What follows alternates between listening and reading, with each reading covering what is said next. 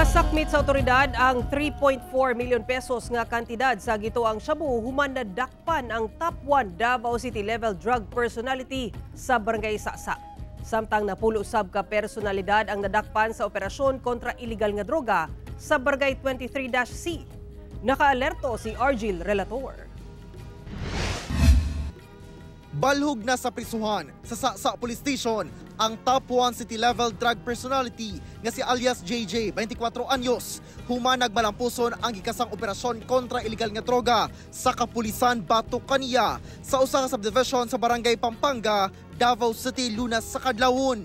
Nakuha gikan kaniya ang usa ka medium-size sachet sa gituohang shabu nga buy-bust item ug laing unumpa ka large size sachet sa samang illegal nga droga nga nasa sobra sa tunga sa kilo ang gibug-aton. Mubalor kini og 3.4 million pesos base sa Dangerous Drugs Board value. Gisulayan sa GMA Regional TV 1 Mindanao og kuha sa iyang pahayag ang suspect apan nagdumili na kini.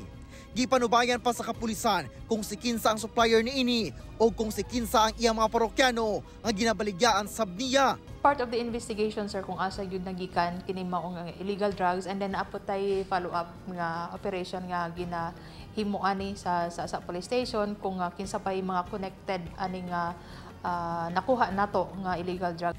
Arestado sab ang napulo ka mga personalidad sa ikasang operasyon sa mga personahe sa Acolan Police Station sa Barangay 23-C, Davao City, Domingo sa gabi. Usa lang unta ang target sa kapulisan sa buy-bust operation apan naabdan sa lugar ang laing siyampa ka mga personalidad. Nakuha silang posisyon ang 5 ka nagkadaiyang gidakon sa sachet sa gituhang shabu nga dunay standard drug price nga 348,000 pesos og mga drug paraphernalia.